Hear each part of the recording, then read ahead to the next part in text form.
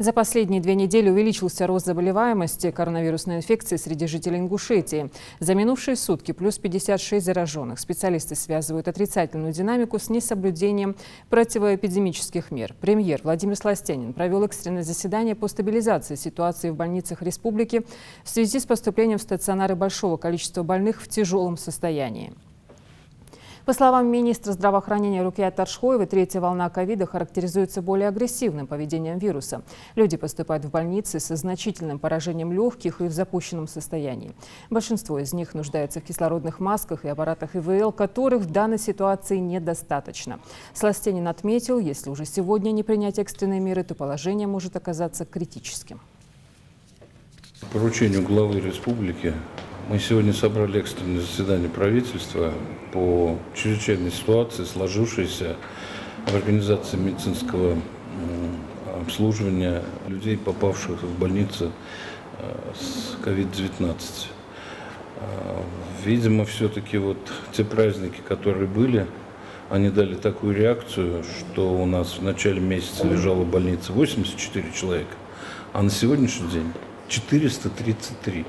У нас рост в 4 с лишним раза. И причем продолжает выявляться в день по 50-60 человек вновь заболевших. Значит, мы уже разворачиваем новые койки, новые лечебные учреждения. Остро встала проблема, особенно вчера, с подачей обеспечения больных кислородом. Сегодня в нашем штабе предприняты меры, чтобы организовать бесперебойные поставки кислорода в больнице. Значит, и достаточность медицинских средств у нас. Но самое главное, первая причина, их две.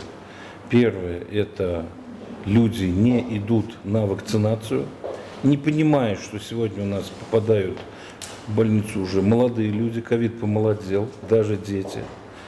У нас попадают целыми семьями в больницу. У нас попадают люди, которые приехали с других городов, пообщались в семьях, побыли на свадьбе, побыли на похоронах. И это происходит вот массово. И на сегодняшний день мы еще раз обращаемся ко всем жителям и духовенству, чтобы наши пятнические молитвы проводить на воздухе, не в таком огромном количестве. Свадьбы не в таком количестве. Похороны, не в таком количестве. Ну, позаботьтесь о себе, о людях, уважаемые жители Ингушетии.